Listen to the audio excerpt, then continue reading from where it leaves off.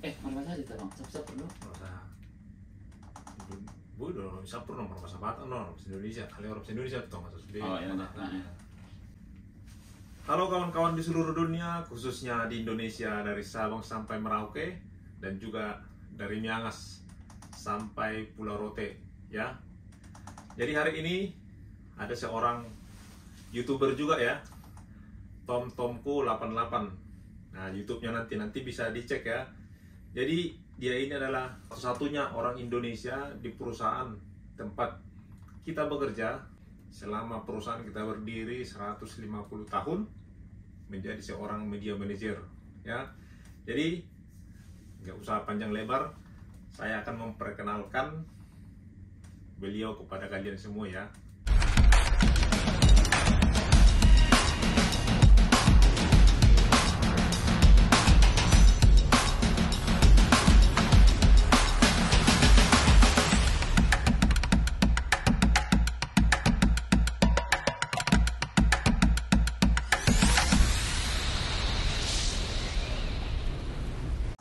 Silakan perkenalkan dulu namanya, jadi supaya semua warga negara Indonesia dimanapun berada tahu.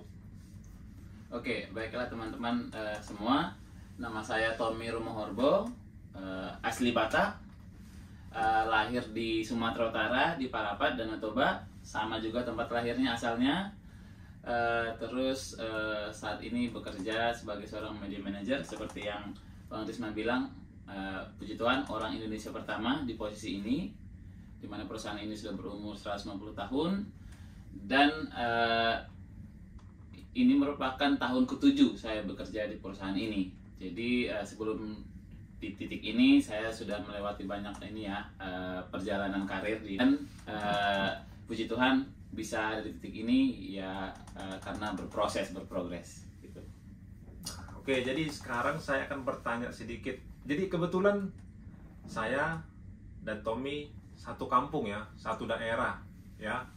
Jadi kakaknya, kalau kalian tahu tempat adik saya yang kemarin tinggal di Denmark, itu kakak kandungnya itu satu angkatan sama saya ya. Jadi kita sama-sama kenal satu kampung, yaitu di Parapat ya. Jadi saya akan bertanya kepada Tommy sedikit, kok bisa sih dia background dia itu kok bisa sampai kerja di kapal pesiar ya. Sebelum kerja di kapal pesiar, sebelumnya kerjanya di darat sebagai apa? Ya, jadi 2009 aku lulus kuliah di Medan, terus merantau ke Jakarta, terus selama di sana bekerja sampai 2015 ngantor ya, karena basicnya itu sarjana ekonomi, jadi nggak ada basic pelaut sama sekali. Saya kuliah dari Medan di kampus, selesai bekerja di Jakarta, dan saya itu sarjana ekonomi. Teman-temannya bukan STIP ataupun sekolah pelayaran, sarjana ekonomi ataupun bukan sekolah APAR, memang pure kuliah di kampus sarjana ekonomi. Bekerja di Jakarta 7 tahun, dari akuntan jadi seorang auditor, terus pindah lagi menjadi seorang marketing komunikasi, terus gitu. Jadi kurang lebih 7 tahun menghabiskan waktu kerja di darat dan itu bekerja di Jakarta. Berarti ini ya tidak ada basicnya di perhotelan ataupun di maritim. Jadi pure lulusan dari Universitas Sarjana Ekonomi, tidak ada background dari pariwisata ataupun perhotelan dan juga dari maritim ya. Jadi kok bisa dulunya melamar ke sini, ke perusahaan ini, melamar menjadi sebagai apa? Ya, jadi teman-teman ini menarik. Jadi waktu itu memang nggak kepikiran kerja di kapal pesiar. Kenapa? Karena jujur aja abang saya juga pelaut. Jadi memang nggak ada gambaran kalau memang tahu menjadi pelaut, kok nggak dari dulu aja gitu kan. Jadi memang nggak ada kepikiran ini jadi melaut, sampai akhirnya suatu hari itu kakak saya yang tinggal di Denmark, yang tempat Benny tinggal untuk sementara waktu itu, pulang dari Denmark, liburan ke Jakarta, mau pulang kampung. Terus kebetulan Bang Risma juga lagi habis kontrak, lagi vacation di Indonesia. Pada akhirnya ketemuanlah di mall di Jakarta. Dan awalnya mereka biasa reunian gitu, jadi aku cuma nemenin gitu, pesan ini pesan itu gitu kan. Terus waktu itu statusku udah resign dari company, dari perusahaanku yang terakhir. Jadi kayak pengen istirahat dulu. Terus ketemu abang ini, ujung-ujungnya terus nanya, lagi ngapain gitu? Enggak bang, baru resign. Terus coba aja, kenapa kalau nyoba ini aja kapal pesiar gitu kan? Terus aku bilang, bang aku nggak ada basic maritim atau pelaut sama sekali, akpar juga enggak gitu, cuma ngantor biasa gitu. Terus bang Risma bilang, oh coba aja dulu, ada kok bagian di kantor office di kapal pesiar gitu, yuk dikasih lah websitenya. Terus aku langsung buka pakai handphone. Terus waktu itu ada posisi namanya clerk, human resources clerk gitu kan. Dan aku nggak tahu kerjanya apaan, jujur aja nggak tahu kerjanya apaan. Cuman katanya ini cocok nih karena ini yang bagian administrasi di kapal, paling nggak ada kok hubungannya sama kerjaanmu gitu kan. Coba aja gitu. Terus gimana ini bang, kirim aja kayak lamaran ngantor biasa gitu. Jadi setelah kita ngobrol panjang lebar sambil mereka reunian, akhirnya kepikiran kan. Terus ya kenapa nggak nyoba ya, kan nggak salah nyoba. Akhirnya besoknya itu, nah aku langsung email plus ngirim ngirim amplop gitu. Dua-duanya lah, mana yang duluan gitu. Karena kan mikirnya yang mana duluan lah gitu. Dikirim, terus aku buat nama Bang Risma sebagai referensi gitu kan, karena sesuai instruksi buat aja referensi biar mereka tahu kau itu ngelamar ada yang ngereferensiin gitu. Jadi nggak nyoba sendiri yang kayak walking gitu, enggak gitu. Akhirnya aku tulis di amplop, di email kayak gitu. Seminggu lagi langsung dihubungin bagian rekrutmennya, minta interview gitu kan. Jadi ya udah datang lah gitu, karena memang aku nggak ada ekspektasi yang gimana, coba aja dulu gitu kan. Terus mereka nanya, yakin mau nyoba melaut gitu kan bang? Terus bilang iya nggak apa-apa pak. Terus tapi gajinya segini loh gitu, karena kan terakhir posisi kan event manager. Terus sementara yang mereka bilang itu gajinya masih di bawah itu. Terus aku bilang ya nggak apa-apa pak, kan saya kalau nggak nyoba kan nggak tahu gitu. Ya udah.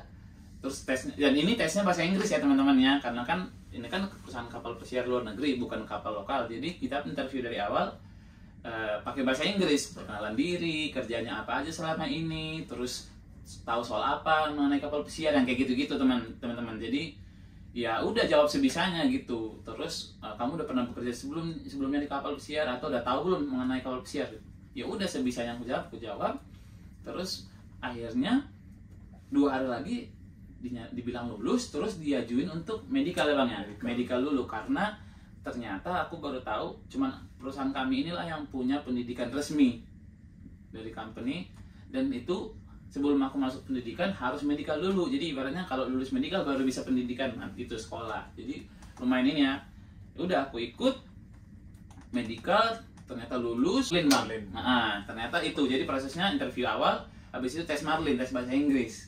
Dan kebetulan untuk posisiku ini ada standar poinnya gitu. Ternyata aku lulus langsung medical, nah gitu. Dan itu teman-teman nggak langsung naik ya, butuh beberapa bulan. Jadi kayak gitu ceritanya bang. Jadi aku awalnya startnya itu nggak langsung media manager, dari human resources clerk gitu. Ada prosesnya ada lah. Proses ya. Nah, jadi kalau pas melamar itu ya, jadi yang pertama itu harus bisa bahasa Inggris, terutama ya bahasa Inggris.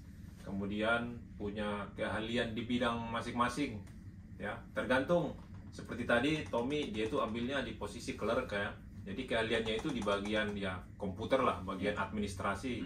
Jadi kalau di bagian perhotelan kayak housekeeping, terus dining room, ada juga yang bagian laundry. Jadi itu juga harus punya keahlian masing-masing di bidang tersebut. Ya. Minimal 1 tahun. Kemudian di hotel bintang 3 minimal ya. Kemudian di bagian lain seperti saya itu dulu sailor, itu kita harus punya keahlian ataupun pengalaman di laut. Itulah bedanya bagian deck departemen ataupun engine dan juga perhotelan dan juga administrasi. Ya. Jadi pengalaman mereka itu di darat. Kalau kita itu sebagai sailor itu pengalamannya diambil di laut ya. Pokoknya segala sesuatu itu bisa tercapai dengan itu tadi, kita berusaha apa yang kita inginkan dan juga tidak lupa berdoa lah istilahnya begitu ya. Ya. Jadi seperti tadi Tommy sudah bercerita, dan juga saya, mungkin kalian juga sudah tahu awalnya juga saya dari sailor ya, dari bawah jadi bisa naik seperti jadi jurumudi, itu juga ada prosesnya semua ya. Enak dan tidak enaknya kerja di kapal pesiar itu seperti apa? Yang pasti pertama yang nggak enaknya ya teman-teman, jadi jangan kalian kira itu semua yang di kapal itu enak-enak. Banyak yang nggak enak. Yang pertama nggak enak itu jauh dari keluarga gitu. Terus karena kan kita keluar negeri ya, yang nggak bisa cuman sekali naik pesawat nyampe cuman 3 jam penerbangan, enggak, itu puluhan jam. Terus kedua, kita itu kerja setiap hari. Setiap hari. Dulu saya waktu ngantor kan nggak ada gambaran tuh bakal kerja setiap hari di kapal, karena kan di kantoran di Indonesia itu kan Senin sampai Jumat, Sabtu Minggu kadang libur gitu kan, selalu libur, ada weekendnya. Di sini nggak ada guys. Jadi teman-teman tiap hari itu kerja Senin ke Senin gitu, antara 8 sampai 12-13 jam setiap hari. Terus jadi kalau teman-teman lihat kita foto-foto di luar itu kita memakai waktu break kita, bukan libur. Jadi kita ada waktu break, kita jalan-jalan keluar biar fresh air, biar segar, balik kerja lagi gitu teman-teman. Kebayang kalian kerja 6-8 bulan setiap hari, kalau di kapal terus pasti stres. Jadi kita memutuskan untuk jalan-jalan, kepakailah 1-2 jam biar kita segar gitu. Melihat negara lain ya. Iya, di gitu. luar dari Itu Indonesia. iya. Terus enaknya itu yang paling ini ya, tadi banyak sih negatifnya, cuman yang paling kerasa yang 2 itu, yang paling enaknya itu di sini positifnya itu kita bisa jalan-jalan. Dulu kalau biasanya kan hanya orang yang berduit yang bisa jalan-jalan ke luar negeri. Nah kita nggak punya uang juga bisa, karena kita bekerja di kapal. Iya, kebetulan tripnya ada ke negara-negara dan kita juga bareng mengikuti itu. Jadi kapal sandar di mana kita juga bisa keluar. Jadi itu keuntungannya yang tanpa kita harus mengeluarkan uang banyak gitu, karena kita sambil bekerja gitu teman-teman. Yang kedua gaji dolar gitu ya kan. Di Indonesia kan mau UMR kayak mau manajer kayak tetap rupiah. Kalau di sini gaji dolar, kalau dirupiahkan lumayan gitu ya teman-teman ya. Terus yang ketiga bahasa Inggris kita itu makin lancar, karena kalau kita di Indonesia kita cuma pakai bahasa Inggris kalau cuma kerja di kantor, ketemu bule atau lagi kursus. Di luar itu kan pakai bahasa Indonesia. Di sini itu kita wajib pakai bahasa Inggris di area kerja.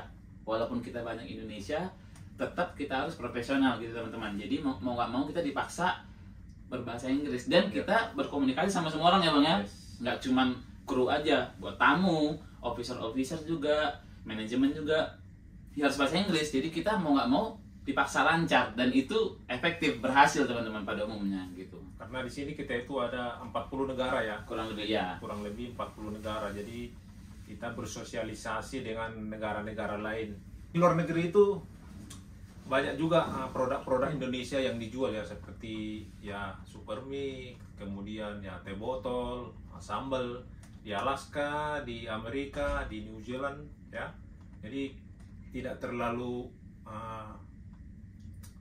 susah untuk merasakan taste ataupun rasa Indonesia itu di luar negeri, karena biasanya itu di toko-toko Asia itu banyak menjual produk-produk yang diimpor dari Indonesia ya.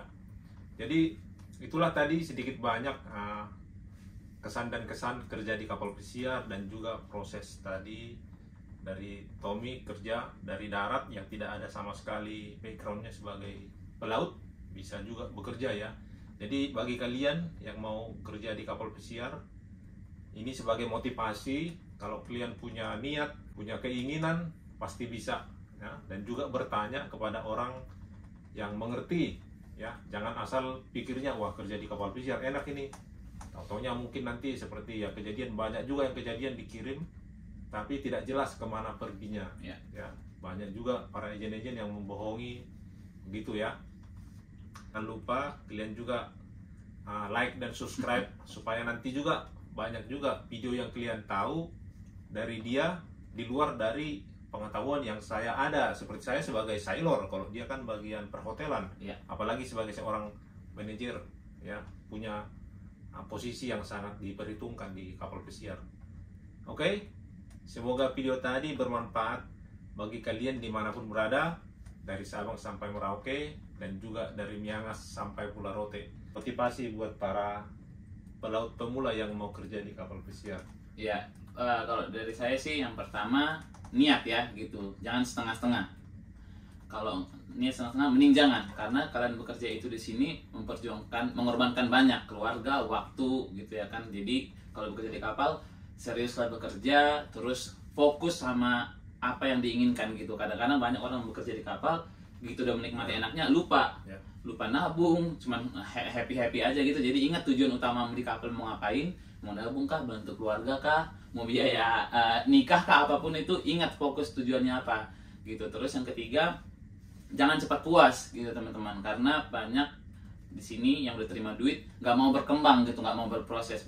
Kalau kalian mau jadi seseorang, terus kejar impiannya dan buat targetmu gitu. Ibaratnya kalau kita nggak ada keinginan atau impian, pasti nggak semangat kerjanya. Jadi setiap kalian bekerja di kapal, buat targetnya dulu, mau ngapain, mau jadi apa, biar ada motivasinya gitu teman-teman. Paling itu sih bang. Jadi semoga kalian termotivasi dengan sedikit cerita dari kita berdua tadi ya. Semoga kalian juga sehat selalu dimanapun berada. Salam natural. Salam dari Pelaut Hits. Terima kasih, Horas. Horas.